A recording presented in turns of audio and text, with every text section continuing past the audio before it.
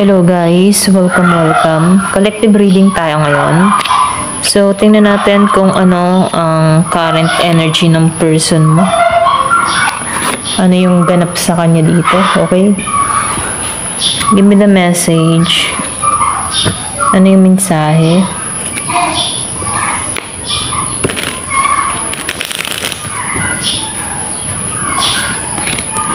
Give me the message. Ano yung mensahe sa person mo?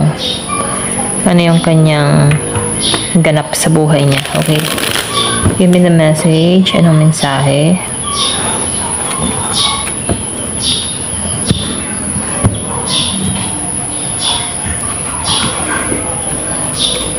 Give me the message. Ano yung information sa person mo?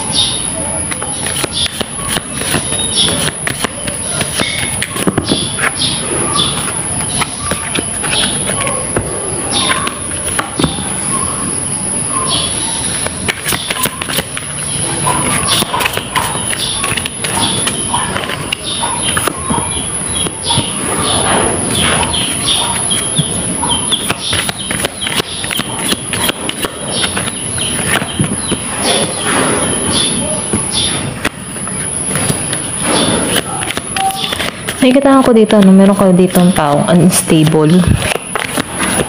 Unstable siya sa kanyang feelings, unstable din siya sa kanyang financial, okay? May pinagdadaanan, okay? Katulad ng mga nakaraang araw. Meron itong mga pinagdadaanan dito, or pwede rin sabihin nangyari na to, no? Nakaranas to ng pinagdaanan. Meron akong nakikita ditong message.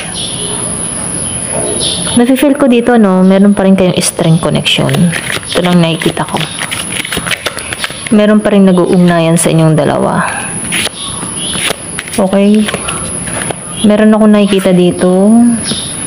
Mensahe. Gusto nito mag-message sa'yo. Ito lang yung nakikita ko, no? Gusto nito mag-message sa'yo. Gusto nitong tumungo sa'yo. Gusto ka na itong puntahan.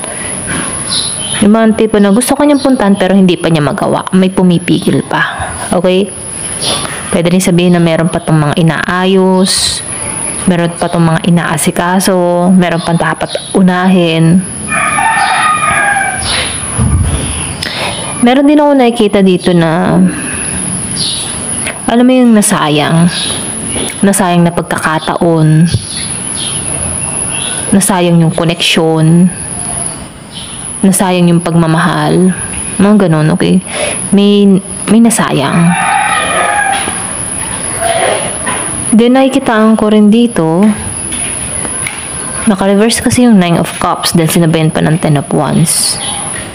Siya ba yung tipo ng tao na ayaw ng responsibilidad? Ganun.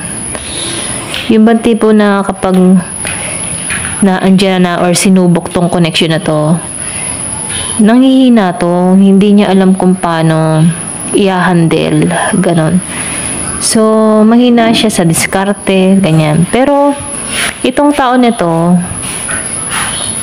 may potential siya, kaya lang, maybe meron pa itong mga issue sa kanyang sarili, kung bakit nagiging ganon, ano.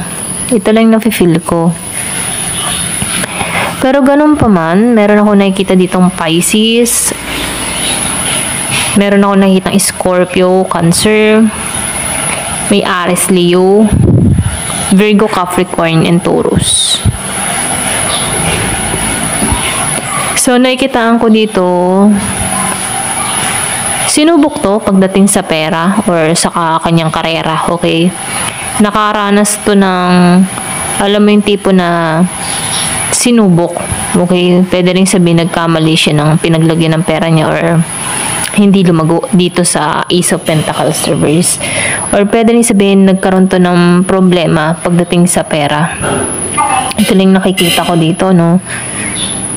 Pero ganun pa man, ano, nakikitaan ko dito na ito yung naghihintay, abundance. Okay? Merong kasaganahan. Kumbaga, nakaranas yun ng pagsubok sa pera. Pero darating din, pag nalampasan niya to, darating din to dito. Okay? Kumbaga, meron din tong pinagdaan pagdating sa pera. Or pwede rin sabihin na meron siyang mga kagastusan, okay, kung bakit hindi siya nagiging stable dito sa Ace of Pentacles. Na sana, dito na siya papunta sa King of Pentacles. Pwede rin, halimbawa, magaling yung kanya, kumbaga, meron siyang trabaho na okay yung kita, pero hindi niya alam, hindi niya napanghawakang maigi. Ganon, okay? Merong nasayang. Kumbaga, nafe-feel ko dito, meron ka ditong tao, yung bang tipo na kapag may pera, bili doon, bili dyan, okay? In-enjoy niya, kumbaga, yung baga, enjoy ang buhay, ganon yung tao mo dito na kung saan, kung siya'y nag-isip dito, kung siya'y naging matalino, mapanghawakan yung kanyang kaperahan, may paglago sana, okay? Pero pwede rin sabihin, experience niya na rin to, dito na siya patungo, no? Pwedeng na-realize niya dito na yung kawalan, okay? Tapos unstable, hindi pa stable, kumbaga, yung kanyang nararamdaman dito, unstable, walang dumadamay, yung matipong walang nagmamahal, ganyan. Kumbaga, sacrifice. May sacrifice siya dito, okay? So, nakikitaan ko dito, kung madalas mong maramdaman yung parang, kahit matagal na kayong wala, feeling mo, may connection pa rin kayo ng tao na to. Ganon, okay? Nakikitaan ko dito na, meron kayong string connection, yung sinabi ko nga kanina, na nag-uugnay sa inyo, okay? Nafe-feel mo pa rin ng energy ng tao na to, at ganun ka din, okay? Pwede rin sabihin na soul contract, ganyan. Meron din ako nakikita ditong nakatingin, okay? Nakatingin, sneaky energy sa'yo, okay? Pwedeng siya nakatingin pa rin sa'yo. Kung ano ba yung update mo, yung iba sa inyo, no, nag-stalk pa rin sa'yo, okay? Kumbaga, tinitingnan nito yung lagay mo. Kung ikaw yung tipo ng tao na mahilig mag-post sa social media, naka-update to sa'yo, okay? Kung kayo'y friends pa rin ng tao nito, or kung hindi to nakablock, meron tong, kumbaga, sinisearch ka pa rin ng tao na to. Ito lang yung na-feel ko, no? So, nakikita ko rin dito na before, pwede rin ikaw yung nagtutulak dito, or ikaw yung nahingi pa ng chance, or ikaw pa yung umaasa dito, no? Na nasayang ka nito, hindi ka nito napagtuunan ng pansin. Ito lang na-feel ko.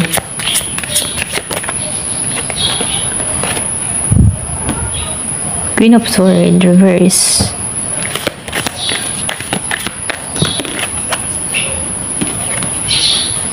Ten of Pentacles. Alam mo ba yung tipo na kung nagkaroon kayo ng pagkakasundo dito, kung naging maayos yung relasyon, malugo na sana kayong dalawa dito. Ito lang nakikita ko, kung meron kayong teamwork, ganyan. Pwede rin kasing isa lang dito yung yung bumubuo, isa lang dito yung bang tipo na tumatrabaho sa connection, ganon. Yung isa dito hindi nakikipag-cooperate, ganyan. Ito na yung na-feel ko. So, meron ditong masaya sana dito sa Ten of Pentacles. Kumbaga, masagana sana, maayos sana ang pagsasama. Okay ang lahat, happy sana ang lahat, ganyan. Kaya lang merong nagbago, okay? Meron dito, isa sa inyo nagbago, okay? Nagbago yung pakikitungo ng lamig, okay? Merong mga nilihim, mga sekreto, na kung sana, nagpahirap sa'yo dito sa Five of Cups. Meron kang mga natuklasan, nasaktan, okay? May pagluhang naganap. Pero ganun pa man, meron pa ako nakikitang pag-asa. Konting pag-asa, okay? Give me the message. Kung tatrabahuhin, may potensyal na maging masagana kayo dito, okay? Kaya lang kailangan dito ay teamwork. Pakikipag-cooperate ng bawat isa para mas tumiba yung relasyon, okay? Kasi nakikita ko dito, hindi nagkaroon ng transformation eh. Okay, the reverse. Emperor reverse and Queen of Swords reverse. Itong tao mo, makasarili, okay?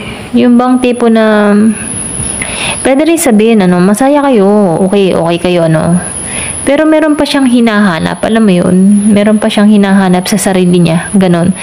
Yung ba tipo na, halimbawa, mag-asawa kayo, okay kayo. Pero nakukulangan siya sa'yo, ganon, okay?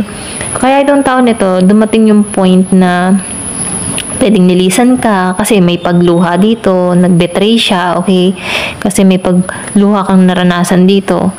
Na kung saan, the Emperor reverse eh, hindi niya sinuklian yung patas na pagmamahal mo, okay?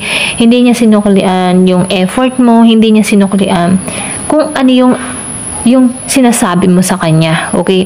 Hindi niya sinuklian to. Kaya ang nangyari dito, kinahinatnan dito, nakikitaan ko dito na may pagluha, okay? Kasi itong tao mo dito, yung bang tipo na pwede rin sabihin, LDR kayo, long distance, may kakulangan, okay? Hindi mo maibigay yung kanyang pangangailangan, okay? Maybe siya yung tipo ng tao na gusto palaging kasama, physical, ganyan, hindi siya sanay sa long term, ganyan, na kung saan itong tao na to, nagloko, okay? May pagluloko na ginawa. So, nafe-feel ko dito na wala yung spark, na wala yung init, na kung saan, ganito na sana kayo, pero hindi naganap. Kasi, dito sa Queen of Swords reverse and the Emperor reverse, then sinabayan pa ng Ten of Wands reverse, siya yung tipo ng tao na ayaw ng malaking responsibilidad, okay? Gusto niya, enjoy lang, enjoy ang moment, enjoy ang buhay, ganyan. Merong Year of the Dog. Okay, ako nakikita, Year of the Dog. So, nakikita ko dito na itong tao mo, hindi to naging balance, Kumbaga, naging selfish siya, sarili niya lang yung inisip niya, hindi niya inisip yung pamilya, yung anak, kanya. Nagpiling binata, nagpiling dalaga, nakawala, ayun. So, nakikitaan ko dito, hindi nito ginampanan yung kanyang responsibilidad na kung saan dapat malago na kayo dito, okay? So, nafe-feel ko dito, walang transformation nangyari sa tao mo, okay? Ito lang nakikita ko. Pero ganun pa man, pwedeng merong malaking nangyari na pagbabago sa'yo, okay? Ito lang nakikita ko. Pwede rin sabihin, ang lamig to, yung tipong kinakausap mo, laging sasabihin, busy ako, ganyan, kung kayo malayo sa bawat isa, kung may trabaho to, busy ako, mamaya ka na tumawag, yun pala, meron palang pinagkakaabalhang iba, ganon. Meron ako nakitang 1, 3, 4. 3 of Wands. So, nakikita ko dito yung travel. Meron ditong travel, movement, or pwede rin nagbabalak ang mga ibang bansa dito, okay? Or meron dito sa inyong dalawa na nasa ibang bansa, Meron travel, may magsasabadutan, okay? Meron pag-alis akong nakikita, okay? Ayan. Kung sino man sa inyo, pwedeng ikaw mag-travel ka rin or mga ibang bansa ka din. Or meron kang paglipat ng lugar, relocate, ayan, sa ibang lugar. Ito lang nafe-feel ko. Kumbaga, nafe-feel ko may movement, okay? May pagbabagong magaganap, ayan. Tingnan natin kung ano yung status niya. Karmic relationship. May karmic. Letting go, partying. So, nakikita ko dito, meron dito nagiging happily single. Kumbaga, nagpapakasaya siya. Okay? Pwedeng ikaw, nasa healing heart.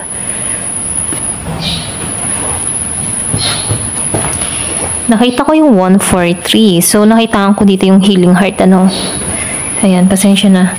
Nakikita ko dito yung iba sa inyo. Kumbaga, naghihilom ka sa mga toxic addiction, sa mga abusive na relasyon.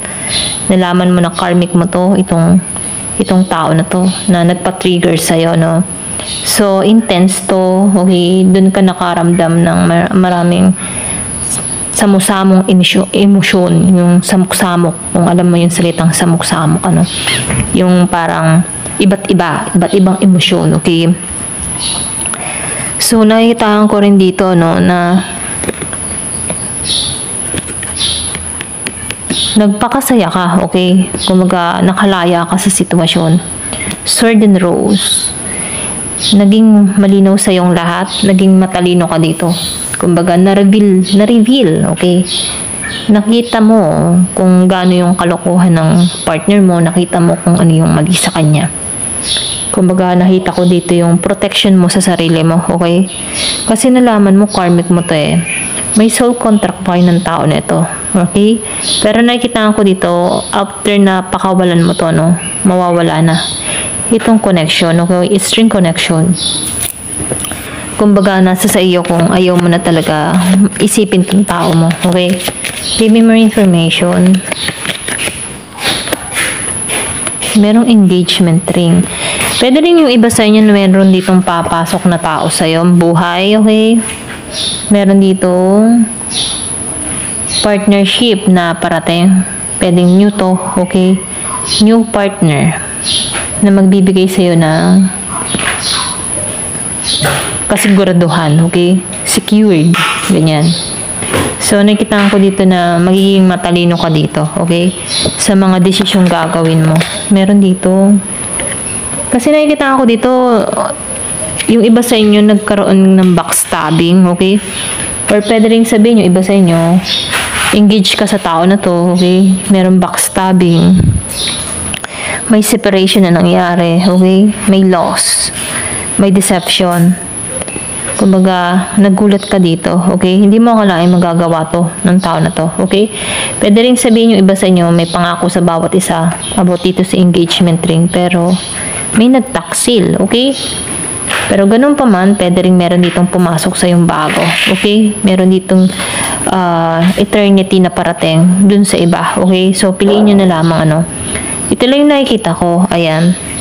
Thank you for watching. Love and peace.